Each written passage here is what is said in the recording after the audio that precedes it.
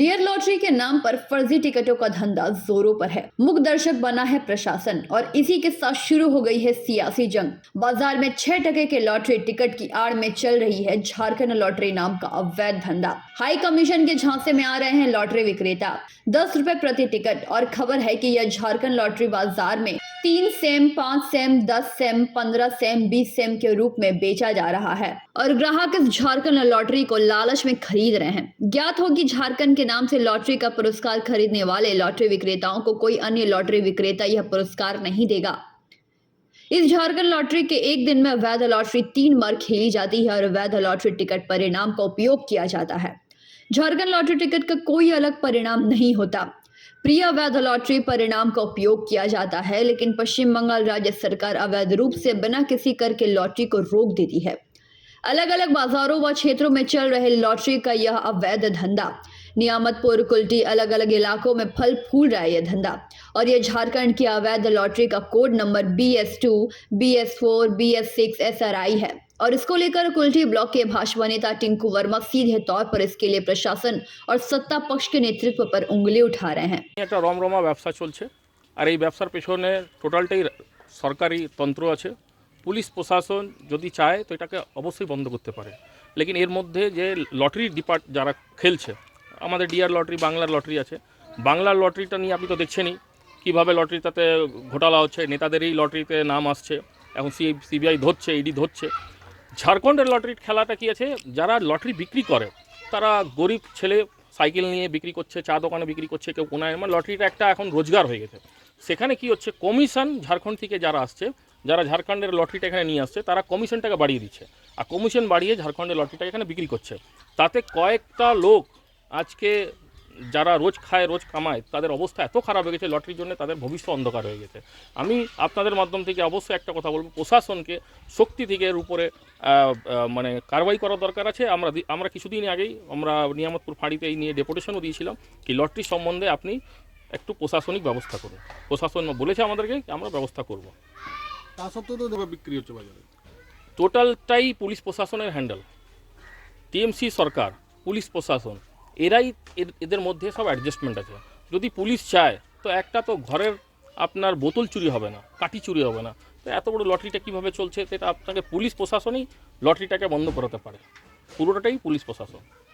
আপনার নাম এবং পরিচয়? আমার নাম টিঙ্कू वर्मा, बीजेपी नेता। वहीं कुल्टी ब्लॉक तृणमूल कांग्रेस अध्यक्ष संजन रॉय ने इस अवैध झारखंड लॉटरी के बारे में कहा कि झारखंड नामक इस लॉटरी की हम खबर ले रहे हैं और हम प्रशासन से कहेंगे कि झारखंड लॉटरी टिकटों की बिक्री जल्द से जल्द बंद हो। আমরা যে ঝাড়খণ্ডের ব্যাপারটা আমরা যেন জানার খবর নিচ্ছি এবং প্রশাসনের কাছে সেই বিষয়ে আমরা যাব এবং আমরা যে পরে এটার বিরুদ্ধে আমরা বলে আসবো, যেটা যে বন্ধ করা ইমিডিয়েট। ঠিক আছে, ধন্যবাদ দাদা। संतोष मंडल की report, PVTV news.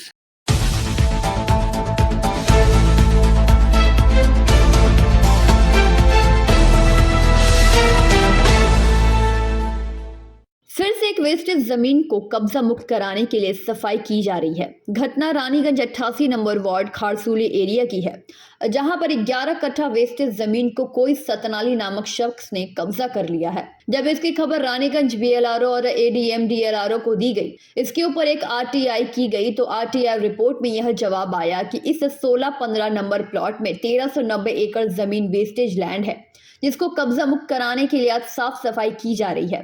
88 number ward की पार्षद नेहा साव मौके पर पहुंचकर मीडिया को यह जानकारी दी कि हम लोगों के पास एक कॉम्प्लेक्स आया था कि यहाँ पर एक 11 कट्ठा जमीन वेस्टेज है। हम लोगों ने तत्काल इस पर कार्रवाई करते हुए आज इसकी साफ सफाई करवाई। 2 से 3 दिन के अंदर इससे नापी करके कब्जा मुक्त कराया जाएगा और फिर से इस जमीन को पब्लिक के यूज में लाया जाएगा। नेहा साव ने यह भी कहा कि इसी जमीन पर एक रूम भी बना हुआ है, जो अनुमान लगाया जा रहा है कि वेस्टेज जमीन पर है। अपनी नापी करने के बाद ही पूरा मामला सामने आएगा। देख रहे हैं आज जो है साफ सफाई हो रहा है, ये किस रिलेटेड में हो रहा है यहाँ पे? देखिए, ये 88 नंबर वार्ड का खारसूली जो एरिया है, मुझे पहले से नहीं पता था कि यहाँ पे कुछ वेस्टेड लैंड है जिसको किसी ने कैप्चर करके रखा हुआ है। तो बाद में कंप्लेन आया हम लोगों के पास कि एक कितना मतलब 11 कट्ठा इतना वेस्टेड जगह है जिसको कैप्चर करके किसी पर्टिकुलर एक इंसान ने रखा हुआ है। तो आज हम लोगों ने उसको देखा है, सफाई करवा रहे हैं। आने वाले 2-3 दिन के अंदर ही इसकी नापी करवा के इसे कब्जा मुक्त कराया जाएगा और आने वाले समय में देखा जाएगा कि जिससे इसे पब्लिक के यूज़ में लाया जा सके। देखिए ठीक है, उन्होंने रखा है तो उसे बोले तो अभी कब्जा मुक्त कराया जाएगा। जैसे इसका सफाई करवा के जंगल को नापी करवाया जा रहा है, वैसे उनको भी बोला जाएगा आप गोडाउन को खोलिए, खोल के उसको भी नापी किया जाएगा। अगर वो हमारे वेस्टेड लैंड के अंदर में आते हैं तो उसको भी कब्जा मुक्त कराया जाएगा। और टोटल जगह को लेके कुछ पर्टिकुलर पब्लिक के लिए, कुछ अच्छे यूज़ के लिए हम लोग कोशिश करेंगे। अच्छा, इस इसको तरह का जो यूज़ किया जाए। हरकत हो रही है रानीगंज में कि सरकारी प्रॉपर्टी को अपने आप में अंडर में कर लेना, तो इस विषय में क्या करना है? सरकार का प्रॉपर्टी को कोई अगर मार बैठे तो? देखिए, अब जहाँ तक हम लोगों का मैटर है, हम लोगों को जहाँ भी पता चल रहा है कि इस तरह के कोई कैप्चर करके कर रहा है कुछ ऐसा काम, तो हम लोग जाके वहाँ पे एक्शन लेते हैं और उसके विरोध में जो होता है वो हम लोग करते भी हैं। लेकिन अब पता चले उसके बाद नहीं, बहुत सारी जगह है जहाँ हम लोग को पता नहीं भी रहता है, तो वहाँ पे क्या किया जा सकता है। अच्छा, लेकिन कौन है इसका जो कब्जा किया है कौन? देखिए, उसका तो नाम हमको क्लियरली नहीं पता, कोई सतनालिका है। ठीक है। 88 नंबर वार्ड की काउंसिलर, रानीगंज महिला ब्लॉक प्रेसिडेंट। रानीगंज से सम्राट दास की रिपोर्ट, PVTV न्यूज़।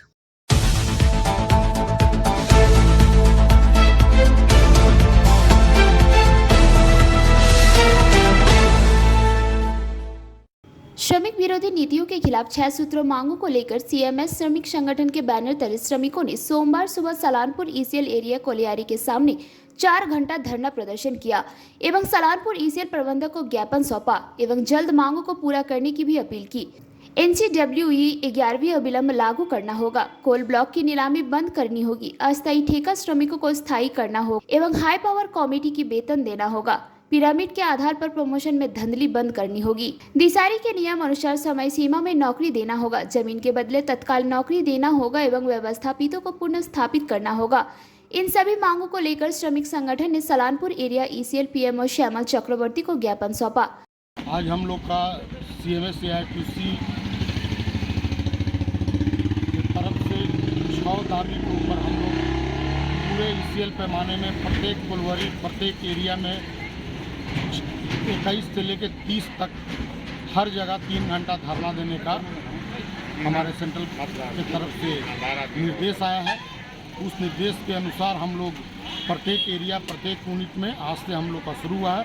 सलानपुर आज एरिया में 10 से लेकर 1 बजे तक हम लोग धरना दिए।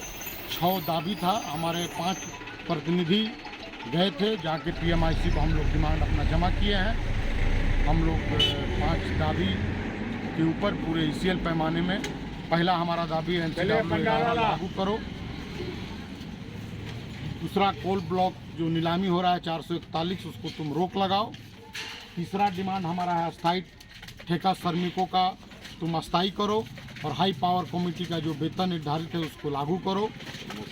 प्रमोशन पैरामीटर के सिस्टम से जो तुम धांधली कर रहा है इसको रोक लगाओ। कोल इंडिया का जो गाइडलाइन है, जो नियम है, उसके अनुसार तुम प्रमोशन दो। दिसारी के नाम पर जो हमारा हेडक्वार्टर जो निर्देश दिया था उस निर्देश के अनुसार नहीं हो रहा है।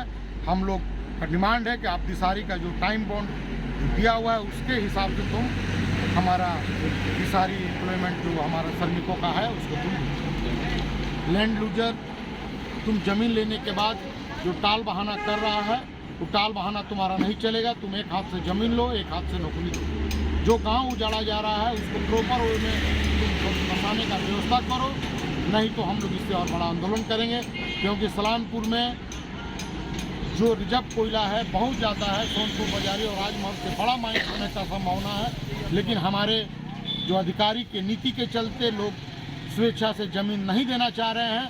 लोग भयभीत हैं ज़मीन लेने के बाद। ये जो टाल मटोल के नीति अपनाते हैं, इसके चलते हमारे गांव के जो हमारे मजदूर भाई हैं जो अपना ज़मीन नहीं देना चाह रहे हैं। कॉन्ट्रैक्टर लेबर मैनेजमेंट की तरफ से आप लोगों को क्या आश्वासन मिलेगा? आज हम लोग मांग पत्र दिए हैं, वो बोले हम मांग पत्र जो आपका है हम अपने उच्च नीति के पास भेज देंगे।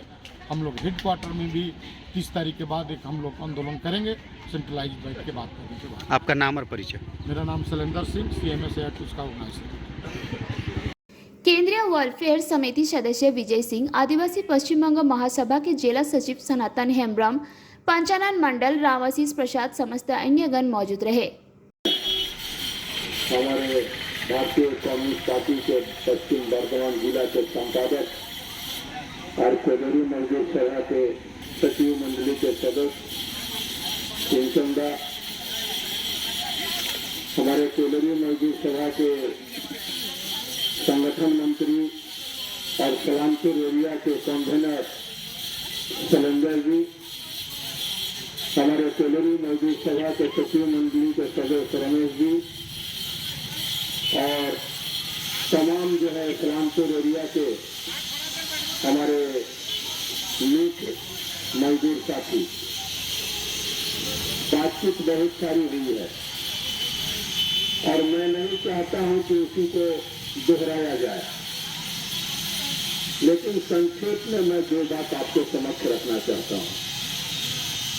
वर्तमान सारी परिस्थिति की जो चर्चा आप लोगों के समक्ष हुई, उस विषय में चिंतन मनन करते हुए हमारी कोयलरी मजदूर सभा ने कुछ प्रोग्राम जो है ग्रहण किया और हम लोगों ने ये चिंता जताई कि मैनेजमेंट के तरफ से में मजदूर विरोधी नीति जो अपनाई जा रही है, मैनेजमेंट जो है एक एक करके जो है तानाशाही मजदूरों पर जो कर रहा है, तो उसके खिलाफ हम लोगों को लड़ना है। और इसी के तहत हम लोगों ने ये फैसला किया कि 21 तारीख से 30 तारीख तक अलग अलग देश में ईसीएल के तमाम यूनिट में एरिया स्तर पर हम लोग इस प्रोग्राम को पहले करेंगे।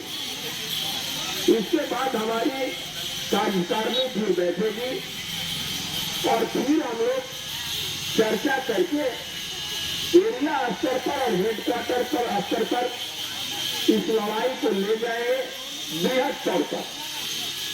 और आने वाला 2023 में हमारे पूर्व वक्ता भी आपके समक्ष जो है बता रहे थे, हमारे रमेश सिंह जी बताए, हमारे तमाम तरह की ग्रीवांस जो है व्याख्या आपके समक्ष हुआ है। मेरा आपसे एक ही गुजारिश है कि अब पीछे हटते हटते दीवार में पीठ कट चुका है, पीछे हटने का और कोई गुंजाइश नहीं है। लड़ाई करना है तभी हम लोग बच सकते हैं, अन्यथा हमारे जो पूर्व वक्ता लोगों ने जो बताया है, बहुत ही खतरनाक समय हम लोगों के सामने आने वाला है। हम लोग सलानपुर से राहुल तिवारी की रिपोर्ट, पीवीटीवी न्यूज़।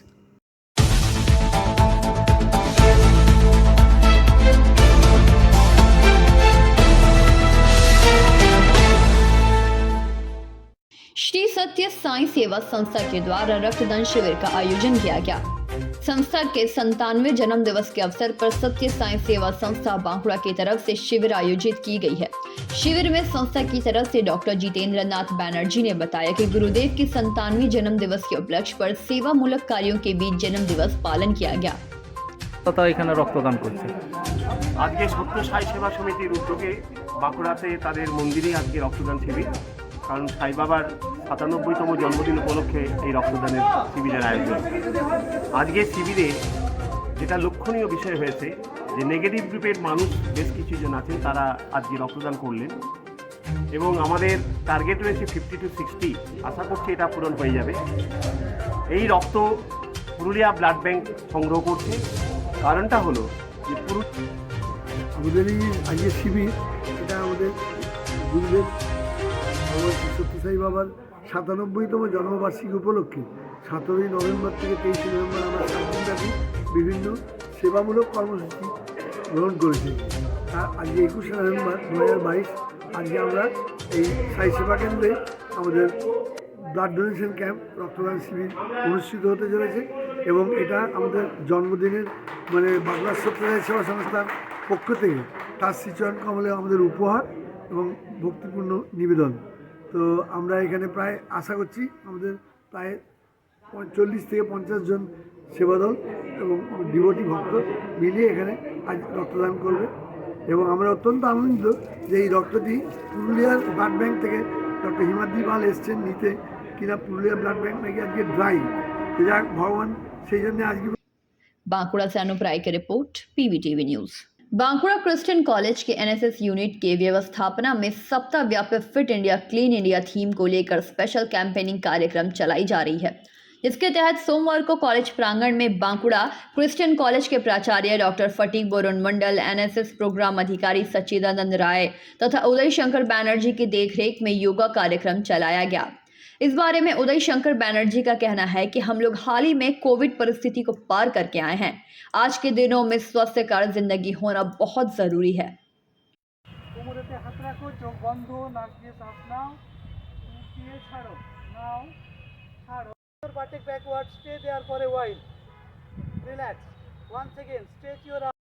যোগা এখানে তাদেরকে শেখানো আচ্ছা নমস্কার, let me introduce first myself Uday Shankar Banerjee.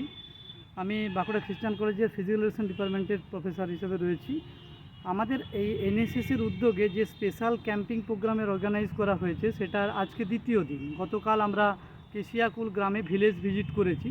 দ্বিতীয় দিনে যোগের উপরে আমরা জানি আজকের দিনে মানুষের প্রচণ্ড রকমের যোগের চাহিদা রয়েছে। আমরা কোভিড সিচুয়েশন পের করে এসেছি, আমরা বুঝতেই পেরেছি যে মানুষের সুস্বাস্থ্য রক্ষা করাটা আজকের দিনে কতটা জরুরি। তো মূলত আমাদের যারা এনএসএস ভলেন্টিয়ার রয়েছে তারা যেহেতু সমাজসেবার কাজে নিজেদেরকে সবসময় নিযুক্ত রেখেছে, আমাদের তাদের সুস্বাস্থ্য রক্ষা করার জন্য, ফিজিক্যাল ফিটনেস মেনটেনের জন্য আমি যোগের উপরে এদের একটা প্রশিক্ষণের কার্যক্রমও আমাদের এই ক্যাম্পিং স্পেশাল ক্যাম্পিং প্রোগ্রামের মধ্যে ইনক্লুড করেছি, with kind permission of respected principal sir and with kind permission of NSS আমাদের যিনি রয়েছেন প্রোগ্রাম অফিসার ডক্টর সচ্চিদানন্দ রায় স্যার, যিনি সবসময় আমাদেরকে এনকারেজ করে চলেছেন এই প্রোগ্রামটার ব্যাপারে, তাদের পারমিশন নিয়ে। সবথেকে বড় কথা হচ্ছে এতে যে লাভটা হবে আমরা জানি, আমরা অনেক সময় বলে থাকি যে স্থিরম সুখম আসনম। আমরা স্থিরভাবে সুখকর অবস্থায় কিছু আসন যদি অভ্যাস করি তাহলে সেক্ষেত্রে আমাদের যে এফেক্টিভনেসটা, লাভটা যেটা হয় সেটা হচ্ছে আমাদের নিউরোমাস্কুলার কোঅর্ডিনেশন অনেকটা বেড়ে যায়। ইনফ্যাক্ট আমরা সবাই চাই যে আমাদেরকে চিরদিনের জন্য যেন আমাদেরকে মানে ইয়াং মতো লাগে। তাহলে আমরা জানি একটা কথাই আছে, you are as young as your spine. মূলত এই সমস্ত যৌগিক অ্যাক্টিভিটিসের মাধ্যমে আমরা আমাদের স্পাইনাল ফ্লেক্সিবিলিটিটাকে মেনটেন করতে পারবো। তার সাথে সাথে কিছু ব্রিদিং এক্সারসাইজ আছে যেটা আমাদেরকে ইমোশনালি ব্যালেন্স রাখবে। জীবনের যে আকস্মিক বিপর্যয়গুলো আসে সেগুলোকে ওভারকাম করার জন্য ভীষণ রকম আমাদেরকে হেল্প করবে। আমাদের যারা এনএসএস ভলেন্টিয়ার রয়েছে তারা প্রচণ্ড মানে অ্যাক্টিভ এবং তারা প্রচণ্ড এফোর্ট দেয় সমস্ত কিছুতেই। আমরা প্রাকৃতিক বিপর্যয়কে सबसमय विपर्यय मोकाबिलार क्षेत्र हमारे छात्र छात्रीरा एर आगेও काज करे। बांकुड़ा से अनूप रॉय की रिपोर्ट, पीवीटीवी न्यूज।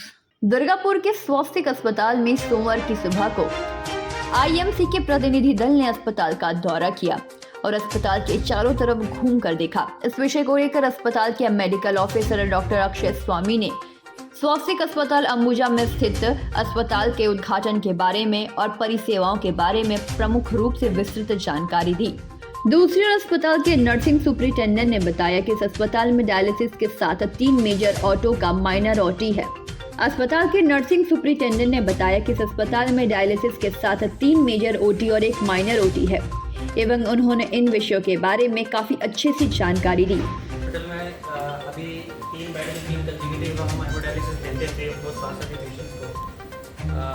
हम लोग का जो डायलिसिस यूनिट है 24 आवर्स हम एक्टिव रखते हैं कि अगर कोई इमरजेंसी डायलिसिस भी होता है तो हमारे पास बिना 24/7 डायलिसिस टेक्नीशियन है। आज मैं आप लोगों को मिलाना चाहूँगा समीरन मन्ना से, वो जो डायलिसिस देखता है हमारे यहाँ पे और मैं उनको सुपरवाइज करता हूँ। समीरन जी बताइए तो डायलिसिस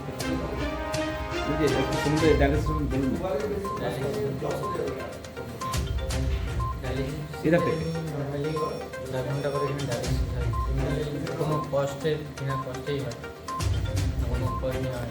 ক ঘন্টা সময় লাগে একটা ডায়ালিসিস পুরো पूरे? हम लोग देखे आपका अस्पताल में एक बाहर का प्रतिनिधि दल मैंने हॉस्पिटल का इन्वेस्टिगेशन करना है, क्यों आए थे, किस लिए आए थे? आज हमारे हॉस्पिटल सात्विक हॉस्पिटल में आईएनसी की विजिट थी। इस विजिट में हमारे हॉस्पिटल की क्षमताएं, माइलस्टोन्स को असेस किया गया। हमारा हॉस्पिटल नया हॉस्पिटल होने के बावजूद इस समय बहुत कुछ कार्य कर रहा है, जिसमें प्रथमतः हमारे पास हमारे खुद का एक एक्सरे मशीन है, हमारी खुद की इन हाउस पैथोलॉजी डिपार्टमेंट है, हमारी 24 आवर्स एक्टिव इमरजेंसी है। उसके साथ साथ में हमारे पास हर तरह की मल्टी स्पेशलिटीज़ हैं, जिसमें आज विज़िट में हमारे पास मॉड्यूलर ओटीज़ हैं, 3 ओटीज़ हैं। उसके अलावा हमारे पास हर तरह की सर्जरी जो होती है, न्यूरो सर्जरी कहो, ऑर्थोपेडिक सर्जरी कहो, ENT सर्जरीज़ कहो, जनरल सर्जरीज़ कहो, सब हम लोग एक्टिवली कर रहे हैं। इसके साथ हमारा जो स्ट्रेंथ है वो हमारे पास डायलिसिस यूनिट है, हमारे इन हाउस डायलिसिस यूनिट, जिसमें जो प्रतिनिधि लोग आए थे वो हॉस्पिटल देख के आप लोग को क्या बोल के गए? जो आज हमारे पास विजिट के लिए आए थे वो काफ़ी खुश थे, काफ़ी इम्प्रेस्ड थे। वो बोले कि इतने আপনার এই হাসপাতালে কি পরিকাঠামো আছে আর কি করতে চলছে? নমস্কার, আমি এখানকার নার্সিং সুপারিনটেন্ডেন্ট। এটা আমাদের 100 বেডেড একটা হসপিটাল, সাত্বিক হসপিটাল অম্বুজাতে। আমাদের এখানে সবই মাল্টি স্পেশালিটি কেয়ার দেওয়া হয়। ডায়ালাইসিস ইউনিট আছে, 3টে মেজর ওটি, একটা মাইনার ওটি, আইসিইউ ফেসিলিটি আছে, এনআইসিইউ ফেসিলিটি আছে, সমস্ত ফেসিলিটি আছে। আমাদের এখানে নিউরো সার্জারি করা হয়, প্লাস অর্থোপেডিক সার্জারি করা হয় এবং প্লাস্টিক সার্জারিও করা হয়। আর আমরা চেষ্টা করছি যে আরও আমরা সার্ভিস এতে যাতে ইনক্লুড করতে পারি, যাতে আরও উন্নত হয় আমাদের। এখন তো ম্যাডাম 100 বেডের আছে, আগামী দিনে কি আরও এটা বাড়াবার চেষ্টা? অবশ্যই আমরা প্ল্যানিং তো করছি, যতটা বেশি কোয়ালিটি সার্ভিস আমরা দিতে পারবো এবং যত বেশি লোককে দিতে পারবো তত আমাদের ভালো, তাই মানে আমরা গোল অ্যাচিভ করতে পারবো। এই যে এখানে যারা পেশেন্ট আসছে কি সবাই কি পশ্চিমবঙ্গ সরকারি স্বাস্থ্যসাথীর উপরে? হ্যাঁ, অবশ্যই তাই। তারপরে আরও ক্যাশ পেশেন্ট আছে, সব পেশেন্টই আছে, বাট স্বাস্থ্যসাথী অবশ্যই আছে। বলছি ম্যাডাম, এইখানে তো আরো বড় হাসপাতাল আছে, তাদের সঙ্গে কি রকম? আপনারা কি আমরা চেষ্টা করছি যতটা পারছি একটু চিপ রেটে বেড রেট হোক বা চিকিৎসা যেটা হচ্ছে তার ট্রিটমেন্ট রেট, এগুলো সবই আমরা বাকি হসপিটালের থেকে অনেকটাই কমে রেখেছি। আর চিকিৎসাও কিরকম, মানে চিকিৎসা মানে অন্য থেকে মানে কিরকম হচ্ছে এখানে? আমরা তো নিজের থেকে চেষ্টা করছি টপ কেয়ার একটা ফেসিলিটি দেওয়ার, ভালো ডক্টরকে এখানে আনার, এবং আমাদের আরএমও কনস্ট্যান্ট এখানে প্রেজেন্ট আছে। নার্সিং স্টাফরাও মানে কোয়ালিফাইড, তো এফিশিয়েন্ট নার্সিং স্টাফদেরকে দিয়ে আমরা কোয়ালিটি কেয়ার দেওয়ার চেষ্টা। এই হাসপাতালে এখন যত ইউনিট, তার থেকে নতুন আরও কোনো ইউনিট আনছেন আগামী দিনে? প্ল্যানিং তো চলছে। কি আনার প্ল্যানিং চলছে? আমরা কার্ডিওলজিকে ইন্ট্রোডিউস করতে চাইছি, কার্ডিওলজি একটা ডিপার্টমেন্ট আনতে চাইছি, সেটারই প্ল্যানিং চলছে এখন। दुर्गापुर से निमाय दास का रिपोर्ट, PVTV न्यूज़।